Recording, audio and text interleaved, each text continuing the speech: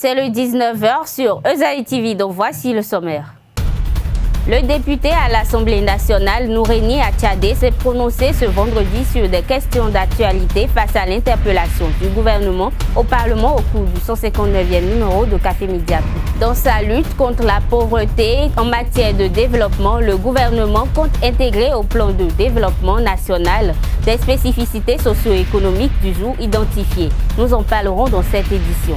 Toujours dans ce journal, Maître Huguette Bokwe-Nyakadja a effectué hier une analyse citoyenne de l'animation de la vie politique nationale au cours des 5e entretiens politiques de l'Association béninoise du droit constitutionnel, à suivre dans cette édition. Papa. Oui, ma fille. Tu sais, je t'ai dit qu'après mon bac, je veux devenir journaliste reporter d'images, non? Papa, tu penses m'inscrire où? Esaïe. Esaïe, papa. Waouh! Maman, maintenant que j'ai eu le bac, je veux faire les finances et trésors. Tu comptes m'inscrire où? Esaïe, mon fils. Esaïe? Oui, maman! Papa, Oui. tu sais qu'après mon bac, je veux être diplomate, non? Et tu comptes m'inscrire dans quelle université? Mais Esaïe, naturellement. Esaïe? À Esaïe, vous êtes bien formé dans les filières comme administration du travail et de la sécurité sociale, administration générale et territoriale, administration des impôts, gestion des marchés publics, planification et développement local, droit et sciences politiques, sciences économiques et de gestion. Esaïe, c'est aussi sa télé numérique Esaïe TV et son journal L'Informateur. Esaïe, c'est à Bedjromede, 3e rue après le carrefour 16 ampoules allant à Jericho. Numéro de téléphone 98 98 14 00 96 80 55 11 90 93 65 21. Esaïe, l'excellence a un nom.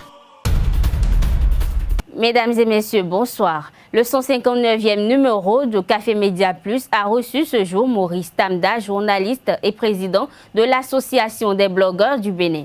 Il s'est prononcé sur le choix des journalistes et blogueurs à l'heure du numérique. Pour plus d'explications, suivons-le. Mais en tant qu'individu, en tant que journaliste professionnel, il y a d'autres choses qu'on peut faire qui ne pourra pas être fait quand on est dans une rédaction, mais quand la rédaction décide d'avoir une présence en ligne. Alors, donc je vais commencer par rappeler brièvement ce que c'est qu'un blog et ce que c'est qu'un site internet. Le blog, c'est un site internet personnel, c'est-à-dire qui appartient à une personne. Par exemple, à moi, Maurice Tantan, je peux avoir un site internet qui m'appartient. Et sur ce site, le contenu, c'est le contenu en fait fondamentalement qui va le définir, qui va l'orienter, qui va le définir comme un blog. C'est-à-dire le blog, c'est l'espace en ligne sur lequel je mets du contenu sur un sujet que j'ai défini, que j'ai choisi à l'avance. C'est-à-dire sur mon blog, je peux dire, je vais écrire sur le sport, ou même plus précisément sur le football béninois même. Il faut être plus précis. Donc je choisis un sujet très précis dont je parle sur mon blog. Et je mets du contenu qui peut être du texte, qui peut être de la vidéo, qui peut être de la photo, ou bien même du son. Là, on parle du podcast. Et les lecteurs ont la possibilité de venir lire ou écouter ou voir ce que je mets et aussi laisser leurs commentaires. C'est très important quand la dimension interactive, dynamique du blog. Les gens peuvent venir commenter, soulever le débat sur ce que vous écrivez. Parce que ce qui est aussi fondamental dans la définition du blog, c'est que tout ce que vous mettez comme contenu doit refléter une certaine opinion personnelle. Ce que vous n'allez pas faire sur un site d'information, par exemple, parce que le style journalistique, il est complètement impersonnel. À moins que vous arriviez dans certains genres particuliers. Voilà. Donc c'est ça ce qu'on peut définir comme un blog. Aujourd'hui, il y a des plateformes comme WordPress, comme Medium, qui sont des plateformes préexistantes qui vous permettent en 5 minutes, en 3 minutes peut-être, même si vous avez une très bonne connexion Internet et que vous avez préparé votre truc, de créer un blog. Mais vous pouvez aussi investir vraiment dans un site que vous fabriquez vous-même, ou bien que vous demandez à un développeur de vous faire. Et il vous fait le site, mais le contenu, comme je l'ai dit, c'est ça qui fait que c'est un blog. Le site d'information en ligne, je pense que ça c'est plus facile à dire, c'est site internet, site web, comme on peut avoir le site de la HALT, le site de la présidence du Bénin, etc., etc., sur les sites internet. Toujours au cours de ce 159e numéro de Café Média Plus, Nouréni Attiadé, député des forces Kori pour un Bénin émergent, a donné ses impressions sur l'interpellation du gouvernement à l'Assemblée nationale. Suivons-le. On est entièrement d'accord, que ça doit être révisé, mais pas une révision opportuniste, mais une révision consensuelle, une révision, parce que moi je dis la Constitution, ce n'est pas le pillage, je l'ai dit partout où je suis passé, ce n'est pas le programme du président de la République qu'on met dans une Constitution. Une Constitution régit la vie de la nation pendant une période donnée. Ça ne se limite pas à une mandature. Donc, il faut que ce que nous allons mettre dedans, qu'on ne nous dise pas que c'est, voilà, elle a dit ça pendant la campagne, on doit nécessairement mettre ça dans la Constitution. Non, c'est ce que nous refusons. Et vous n'avez pas dit, et parce le... que certains disent que c'est quelqu'un qui vous a donné l'argent et vous avez refusé. Oubliez. Mais les gens ont dit également que c'est certains qui ont donné l'argent pour que les autres aussi votent. Oui, mais on voit, à chaque fois vous dites c'est opportuniste. À quel moment elle sera propice? À chaque fois vous dites... Attends d'abord, je n'ai pas fini. Vous dites toujours c'est opportuniste. Il y a 10 ans, elle était opportuniste. Oui. Il y a 5 ans, elle était opportuniste. 3 ans, elle était opportuniste. Oui, mais à quel moment elle sera propice? Elle sera... Je sais même. Elle sera propice à la révision quand on ne mettra pas les déshydratants personnels. Quand on ne dira pas, quand on ne va pas se mettre en vase clos pour proposer un test à toute une nation. Il sera opportuniste quand ce sera un débat national. Elle sera opportuniste quand ce serait un test qui vient vraiment des sachants, des constitutionnalistes. Il sera opportuniste quand ça ne va pas violer les dispositions de la Constitution en cours. Parce que nous avons refusé, parce que ce projet-là viole la Constitution en cours. Par exemple, quand vous prenez la limitation du mandat, la limitation du mandat viole les dispositions de la Constitution en cours et viole la jurisprudence de la Cour constitutionnelle. C'est pourquoi on veut... Nous avons... Non, avant que ça ne soit accepté, il faut que cette disposition-là, la Cour constitutionnelle dit dans un arrêt, le mandat ne peut pas faire partie de la révision. Donc, ça veut dire qu'on ne peut pas recevoir tant que ça ne respecte pas cette disposition. C'est ça. Il faut que ça ne... Non, on ne peut pas faire le débat si avec une condition. Où est-ce il faut prendre d'abord avant de faire le débat, non? La secrétaire générale adjointe du ministère d'État chargée du plan et du développement, Clécessia Yaro Tossou, suivie d'une délégation, a étudié ce jeudi un atelier de concertation à la préfecture d'Abomey avec des représentants de toutes les couches socio-professionnelles et les élus communaux avec la participation du département de Zou au plan national en cours d'élaboration. D'après elle, le plan national de développement PND est un outil indispensable pour propulser le Bénin sur l'orbite du développement puisque le projet Bénin 2025 élaboré n'a pas permis d'avoir une avancée notable. Alors le PDN vient appuyer le dit projet pour orienter les aspirations de la population dans la lutte contre la pauvreté en matière de développement. À cet effet, sont attendus des groupes cibles socio-communautaires participant avec les apports spécifiques qui caractérisent le département du Zou à intégrer au plan de développement national. Pour résoudre le problème de l'emploi des jeunes au Bénin, le ministre du Travail a procédé hier au lancement du programme d'appui pour l'emploi salarié au Palais des Congrès de Cotonou. Ce programme vise l'insertion des jeunes diplômés en quête d'emploi dans les administrations publiques et privées pour des stages de 6 mois renouvelables seulement une fois, afin d'acquérir une bonne connaissance sur le plan professionnel. On écoute le chargé du programme, Daniel Yonlofou. Il est demandé aux stagiaires de se rendre utiles.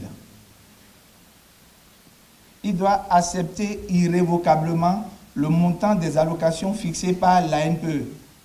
Le stagiaire doit participer au programme de formation et autres séances organisées à son intention.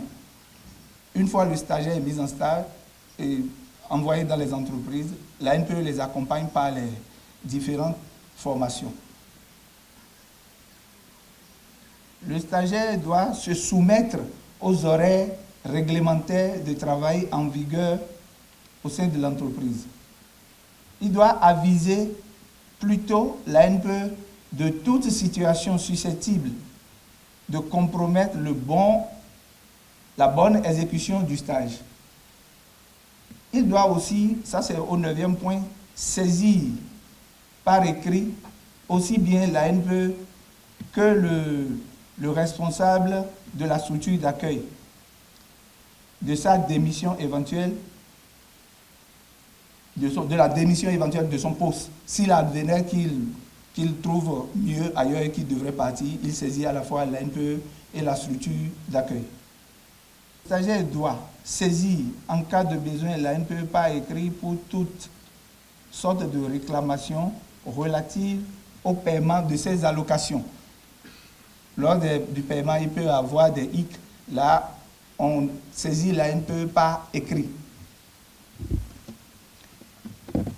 Le stagiaire ne doit pas s'immiscer, il ne doit pas provoquer ou participer à d'éventuels mouvements de grève, de revendication ou d'autres activités syndicales sur le lieu de stage. Il doit subir, s'il y a lieu, des sanctions appropriées pouvant aller jusqu'à l'arrêt de son stage et à la perte des bénéfices de tout programme émanant de l'ANPE. Au cas où un stagiaire va s'immiscer dans les mouvements de revendication ou bien de grève, alors le risque est là, il va perdre le programme et ne pourra plus rien bénéficier de l'ANPE.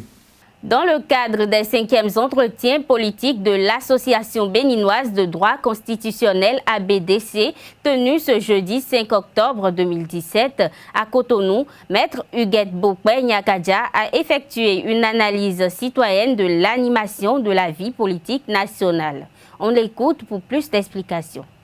Au sortir d'une élection présidentielle qui a connu vraiment des rebondissements assez intéressants, avec une très claire victoire de la volonté populaire souveraine, si je puis ainsi dire, de grandes désillusions pour certains, un capital confiance assez élevé qui a crédité le compte d'un candidat qu'on a estimé comme neuf, un candidat ne faisant partie d'aucun parti ni regroupement politique et qui avait au demeurant l'avantage d'avoir pratiquement bénéficié d'une publicité gratuite par la victimisation qu'on peut mettre à l'actif du gouvernement ou en tout cas de la classe politique précédente. Voilà un petit peu les conditions dans lesquelles la vie politique s'est poursuivie après l'élection d'avril 2016. Il y a eu beaucoup d'activités et je voudrais dire ici que les partis politiques ne sont pas les seuls à animer la vie politique, même s'ils y participent largement. Et la question qu'on peut se poser est de savoir quelle est la qualité de la participation des partis politiques au débat public depuis avril 2016. Est-ce ces partis politiques ont rebondi sur les grandes questions politiques, les grandes questions économiques? Quelle est la source d'inspiration que nos partis politiques constituent pour l'opinion publique? Ce sont mes préoccupations. Est-ce que l'opinion publique est édifiée par les propos tenus par les partis politiques, les ténors des partis politiques? Les attentes légitimes de notre démocratie, c'est que le débat politique contribue à l'enracinement de la démocratie et au développement durable. Mon propos va s'articuler autour de 3 enjeux politiques essentiels que je vous propose, autour desquels j'estime que la vie politique peut être animée, aurait dû être animée, aurait pu être animée dans notre démocratie. Ces 3 enjeux politiques essentiels sont d'une part la nécessaire recomposition du paysage politique et forcément la quête d'une majorité présidentielle stable au lendemain de l'élection présidentielle.